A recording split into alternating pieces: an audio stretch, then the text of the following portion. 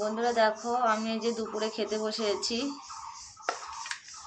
এই সবে এলাম কাজে থেকে এসে স্নান দান করে পুজো টুজো দিয়ে সমস্ত কাজকর্ম করে এখন খেতে বসেছি। প্রচণ্ড খিদা পেয়ে গেছে। আজকে আমাদের শুধু আলু ভাজা আর ভাত। এই দেখো, শুধু আলু ভাজার ভাত, আর কিছুই নেই।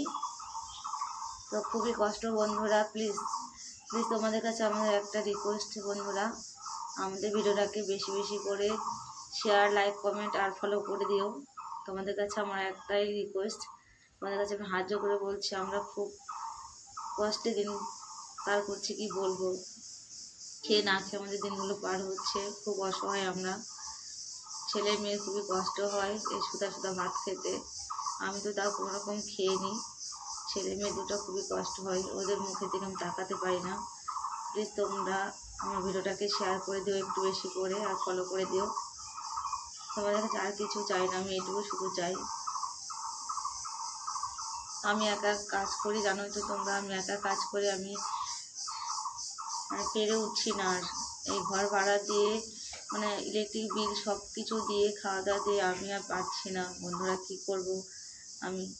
তো ভাবলাম যে সোশ্যাল মিডিয়া থেকে অনেকে অনেক কিছু করে, অনেকে এখান থেকে টাকা ইনকাম করে অনেক কিছু করতে পারে। তো আমাদের তো সংসার চলে না, ছেলে মেয়েকে আমি ঠিকমতো মানুষ করতে পারছি না, ওদেরকে আমি ঠিকমতো খাওয়াতে পারছি না।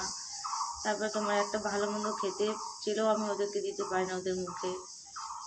তো সেই চিন্তা ভাবনা করে আমি ভাবলাম তাহলে আমিও একটু ভিডিও করে সোশ্যাল মিডিয়া থেকে যদি কিছু করতে পারি, তাহলে হয়তো ছেলে মেয়ের মুখে দুমুঠ অন্ন দিতে পারবো আমি। সেই চিন্তা ভাবনা করে আমি সোশ্যাল মিডিয়ায় কাজ করছি। তাও আজকে কয়েক বছর থেকেই করছি, কিন্তু এখন থেকে কোনো সফলতা পাইনি আমি এখান থেকে। এর আগে আমার একটা আইডি ছিল, তো ওটা আইডিটা নষ্ট হয়ে গেছে। এটা আমার নতুন একটা পেজ। তোমরা প্লিজ সাপোর্ট করো আমাকে একটু বেশি করে। তো মেয়ে স্কুলে গেছে, স্কুল থেকে আসেনি, আস্তে আস্তে ওই 4:30 5টার মতো বেজে যাবে। আর আমার প্রচণ্ড খিদে পেয়ে গেছে, যেহেতু আমি সকাল থেকে না খেয়ে আছি, এখনও কাজে গিয়েছিলাম। তো ভাবলাম মেয়ে আস্তে আস্তে অত দেরি হবে, আমি একটু খেয়ে নিই। তো সেই জন্য আমি একটু খেয়ে নিচ্ছি।